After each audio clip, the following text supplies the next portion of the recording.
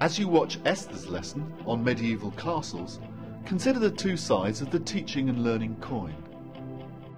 The most important side is the progress the students make in their learning. Look for things like their engagement and attitude, their interest in the topic and how they seem to feel. On the other side of the coin, think about what the teacher is doing to get this impact. Okay, Year 7. Now, just to sort of reconnect you with what you're doing at the moment and the inquiry you're doing, we've been studying this question: what can we learn from computer games about medieval history? Okay, and remember, medieval means the year 1000 to around the year 1400, and warfare means fighting. So can anyone remind me of the things that we've studied so far?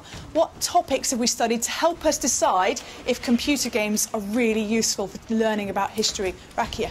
Armour. Armour, good. And Rajveer? Weapons. Weapons, excellent. Okay, so today we're actually going to investigate the final little piece of the puzzle, and that is castles. What can we learn from computer games about castles? Now, what I'd like you to do is think really carefully. When I saw you on Parents' Evening and when you got your progress checks, if you know that you're on a level 5 at the moment, okay, by the end of this lesson, you should be able to say to me how castles changed over time and why they changed over time. And you should be able to say to me, does that mean does the computer game show this? How useful is this computer game? All right? If you're aiming towards a level 4 to a 5, you should be able to do the same things, but you're going to be able to, instead, you're just going to explain to me whether this computer game is useful or not. You may not talk about the motive of the people who made the game, okay? So, without further ado, let's look at the real history of castles. In front of you, you've got a little whiteboard. And in your pairs, you are going to become master castle builders. Okay? I'm going to tell you some information from the Kings of England, because you have now all been hired by the Kings of England to build castles for them. First set of instructions. The year is 1066. William the Conqueror has just won the Battle of Hastings to become King of England. But in many parts of England, the people don't want him there, and they are fighting against him. William and his soldiers must be protected, and the English people must be shown who is boss, so he decides to build a castle. But he says it must be built really quickly, and he's only got wood and earth or soil to do it, okay? So it's really important that it's high up so that he can see danger approaching, and he needs an area for the soldiers to live. Can you, in your pairs, think of a castle you could design made of wood, earth and high up? All right, you've got 1.5 minutes. Use the little pen I've given you to draw on your whiteboard. And then you do the door.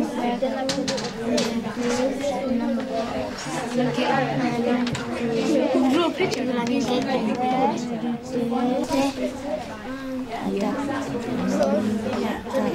You've got 1 minute, guys. Make sure you've got all of the things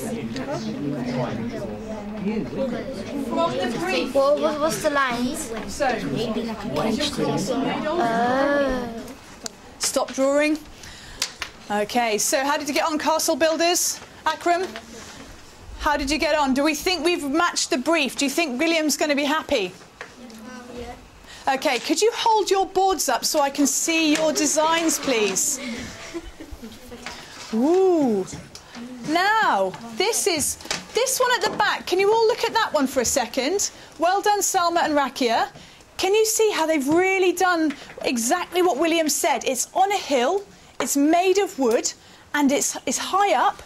And where would your soldiers live? Inside. Inside. Good. Okay, now if you look this way, okay,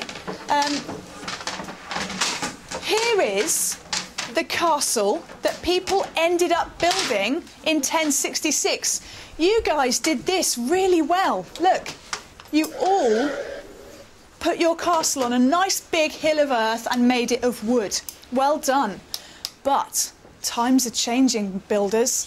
Things are going to get a little bit more tricky for you. It's now 1081, so 20 years later roughly. Clean your boards, you're going to build a new castle. So, are we ready? Here is your brief, castle builders. The castles William had built for him by you have got big problems, so you could be in a lot of trouble. The wood has begun to rot in the heavy rain, and wood catches fire really easily, so all those people are attacking you with their flaming arrows. Your castles are being burnt to the ground, and as a result, you need more soldiers, all right? You need bigger buildings for your soldiers. There's not enough room in that old design. So he still needs to keep control. He needs to have a different type of castle, and he's got a new thing you can use, stone. You've got 1.5 minutes. Design your new castles. Look at the words in bold. They will help you. Right, because that one's got a wall, hasn't it? Which you haven't been asked to. This one, so you can build this. Then I do the rocks around it. 1 minute left, guys. It's kind of like wooden things that when you push back, you can fire an arrow. Like the wooden thing opens. But made of stone. How do you do that? That thing, and then you'll open it. That's what I was talking. Can you just do me a favour? Write the date on that picture you've just drawn. The date is 1081. Akram, can you tell me, looking at that castle you guys have drawn, what's changed from 1066? It looks different because of the stone. It's a different shape to the wood. OK, good. What else has changed? Because it's made of stone, what else does that mean has changed, people? The stone, like, it won't be able to break, and it's much heavier than the wood. Good, well done. So it won't get burnt. Well done, and that's a key thing, isn't it? He didn't want them to be burnt down. So, you can see that castles are changing, OK? The design is changing. Next one, rub out your designs. Next step. And please write the date at the top. It's 1126 now. So it's almost 60 years since William has invaded. Some English people, dun, dun, dun, have worked out that they can make your stone castle collapse. Oh dear. You are going to seriously lose your jobs if you're not careful, guys. They are digging holes under the stone walls. And if they dig under it, the stone collapses into the hole. Your castles are about to just be ruined. So, you need to add extra defences. Stone is available, money is available. 1.5 minutes, or I think you're going to get your heads chopped off by the king who's unhappy. You put, so we have stone here. You put 2 bricks with like heavy ones. So you add more. 1 minute left, guys. Harvey, not swinging, are you? Good man.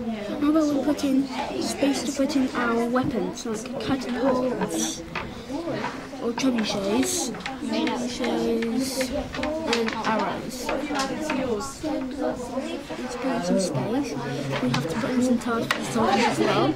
And so that's for the soldiers, so they stay in there, and then they will shoot from the other side. Yeah. And the king will stay on this one. So he won't get hurt, he gets extra. Maybe a second one. Put your hand up if in your team you decided to keep the same rough design, but you added something like a wall or a moat, like some water. Dearie me, you're pretty good. Maybe you won't get your heads chopped off. Well done. I've got to move you on. One more date, people. The new date, 1272. Let's work quickly. Rub. You've been doing quite well, but there's now an even bigger problem. Even if you've built a wall around your castle, the English people have worked out is that if hundreds of people surround your castle and just wait, you're going to die because you will starve. You're going to have no food. You won't have anything coming in or out, will you? So ultimately, you've got to change your castle design. 3 crucial things. Don't let the soldiers be trapped in one place. Have lots of little castles within one. Walls and round walls. Go for it, people. You've got 1.5 minutes. Yes. If it's a round, if it's a round, like it's the same as a normal wall, except for you can still get under. Yeah, but it's because it's round. Yeah, if the wall is like this, if you try and dig under this bit of wall here, yeah, put your finger there, right? If you try and dig under that, only that bit of wall is going to collapse. These bits are still standing. If it's a straight wall and you dig under it, all of that is going to collapse. Does that make sense? Yeah.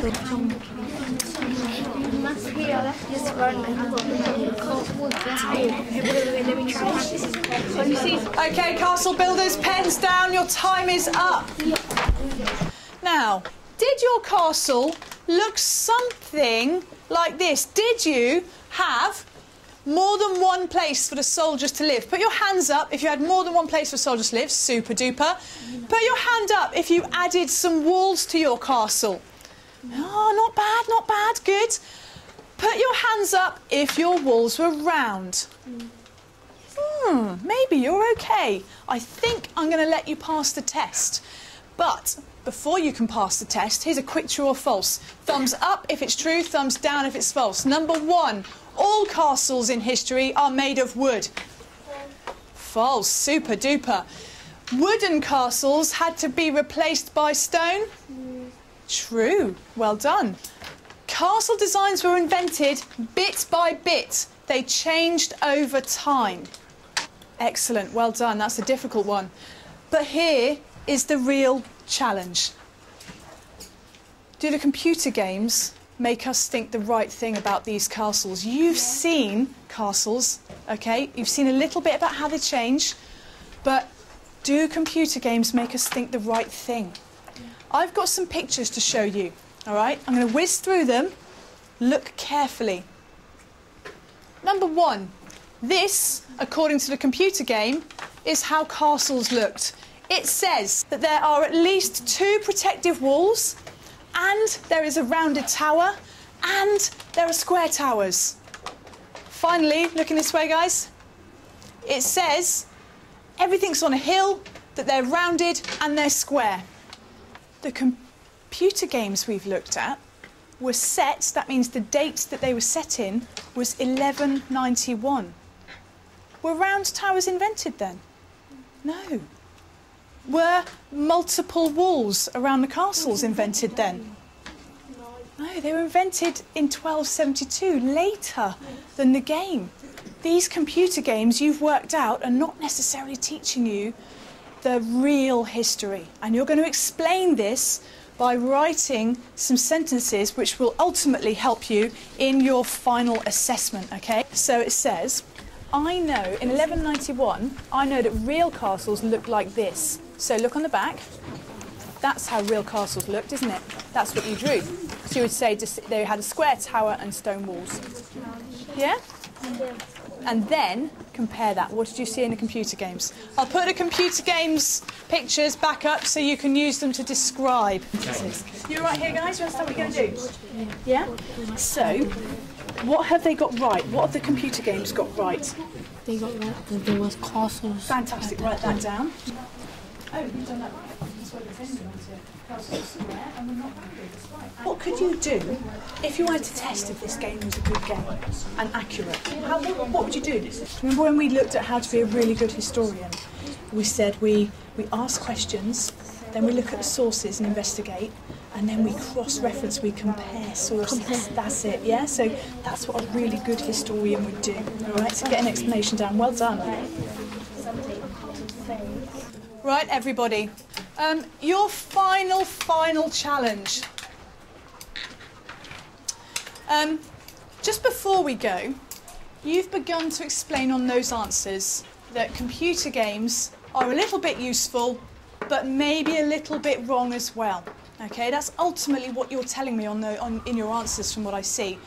Can anyone move the class on and help us think why? Why do computer games maybe get things wrong? Are we being fair judging a computer game as a historical source? Are we being fair? No. Why not, Sanjay? Because some people don't want to learn about history, they just want to play the game for fun. Yes, spot on. We can learn history from so many different sources. It's still right there. Like games, films, the internet, books. And each source is going to give us a slightly different view. And if you're going to be super historians, you need to compare them. Now, this gentleman here reached that conclusion, didn't you? You said we should always compare sources to see if they're right or not. Okay, so remember that when you leave today. Good historians compare. They compare sources.